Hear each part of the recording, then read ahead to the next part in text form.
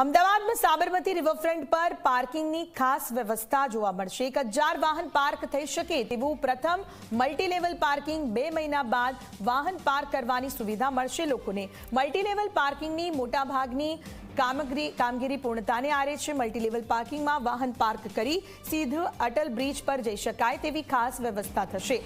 વાહન પાર્ક કરવા કયા માળે કેટલું પાર્કિંગ ખાલી છે તેની વિગતો દર્શાવતી ડિસ્પ્લે લગાવાઈ। 2 મહિનામાં લાઇટિંગની કામગીરી પૂર્ણ થતા તેનો લાભ મળશે।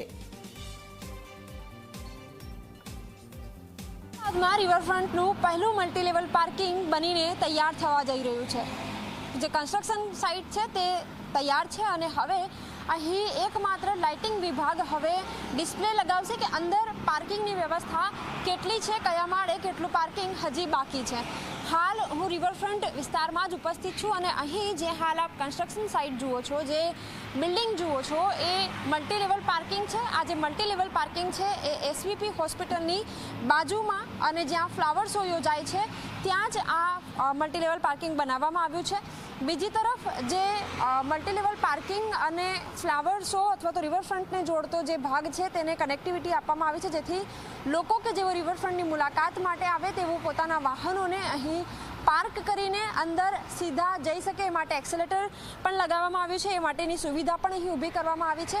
આ સાથે જ લગભગ 1000 જેટલા વાહનો અહીં પાર્ક થઈ શકે એ પ્રકારની વ્યવસ્થા, સાથે પહેલી વખત એવી ડિસ્પ્લે અહીં લગાવવામાં આવશે। સાથે પાર્કિંગની જે એપ હશે તે પણ લોકોને ક્યાંક માર્ગદર્શન પૂરું પાડશે કે જ્યાં કયા જે જગ્યાએ છે, કયા માળે કેટલું પાર્કિંગ હજી બાકી છે તે પ્રકારની સુવિધા અહીં બનાવવામાં આવશે।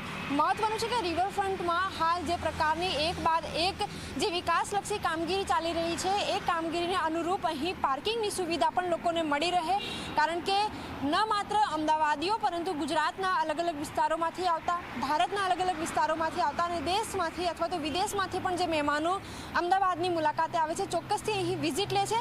એ જ પરિપ્રેક્ષમાં હાલ અહીં મલ્ટીલેવલ પાર્કિંગ બનાવવામાં આવી રહ્યું છે। કેમેરામેન શૈલેષ બગડા સાથે સપના શર્મા, ઝી 24 કલાક, અમદાવાદ।